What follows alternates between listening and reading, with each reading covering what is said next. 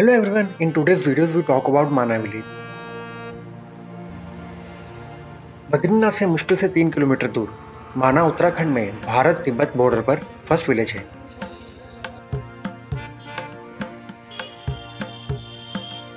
Please follow us on mentioned Facebook and Instagram IDs so that you can watch our traveling updates and photos.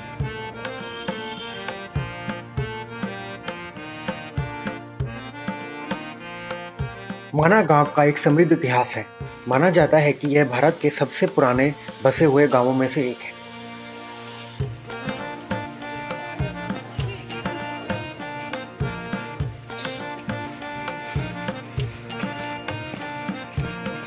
यह गांव सुंदर हिमालय की पहाड़ियों से घिरा हुआ है, जहां से मनमोहक दृश्य दिखाई देते हैं।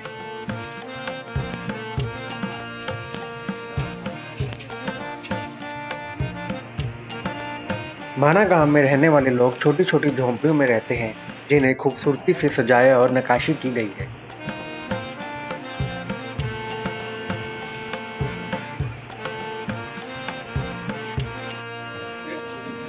जब आप इसकी गलियों से गुजरते हैं तो इतिहास आपको चारों ओर फैले महाभारत की प्राचीन कहानियों के निशान से घेर लेता है। उनकी दीवारों के पीछे इतनी प्राचीनता छुपी हुई है कि स्थान का एक आकर्षक दौरा वास्तव में आपको एक जीवित किताब पढ़ने का एहसास देता है।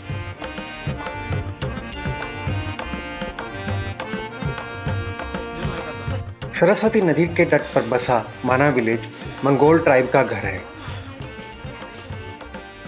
माना अपने ऊनी कपड़ों और सामग्रियों के लिए प्रसिद्ध है, जो मुख्य रूप से भेड़ के ऊन से बनाए जाते हैं। यह गांव अपने आलू और राजमा के लिए भी प्रसिद्ध है।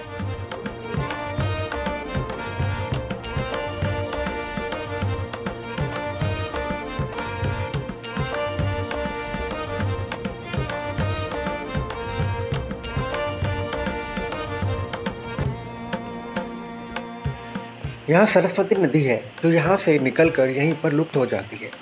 इसके इर्द गिर्द एक कहानी है कि जब भगवान गणेश अपनी गुफा में महाभारत लिख रहे थे, तो सरस्वती नदी की आवाज़ इतनी तेज थी कि इससे उनका ध्यान भटक गया।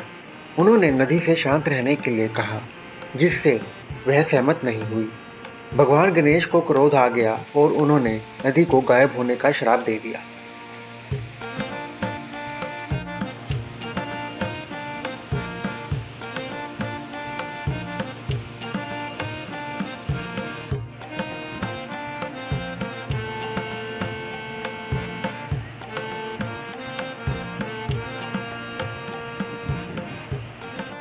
अगर आप देखें तो कुछ 100 मीटर की दूरी पर पानी को गायब होते हुए महसूस कर सकते हैं, क्योंकि सरस्वती नदी माना से थोड़ा आगे अलकनंदा में मिलती है।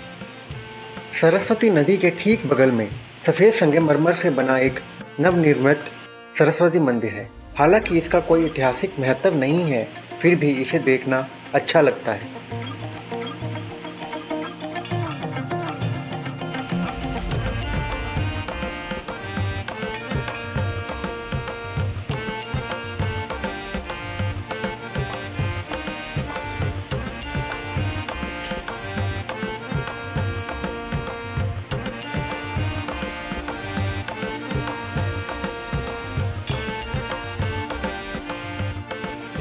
ऐसा माना जाता है कि पांडव भाइयों में से एक भीम ने अपनी प्रिय पत्नी द्रौपदी के लिए यह प्राकृतिक पुल बनाया था। हिंदू पौराणिक कथाओं के अनुसार यह वह स्थान था जहां से पांडवों ने स्वर्गरोहिणी का यानी स्वर्ग की यात्रा शुरू की थी। इस यात्रा के दौरान द्रौपदी नदी पार करने में असमर्थ थी। तब भीम ने एक विशाल चट्टान उठाई और उसे घाटी के बीचों बीच रख दिया। बाद में इसे भीम पुल के नाम से जाना जाने लगा। यह पुल माना गांव में व्यास गुफा के सामने स्थित है और प्राचीन घाटी का मनमोहक दृश्य दिखाता है।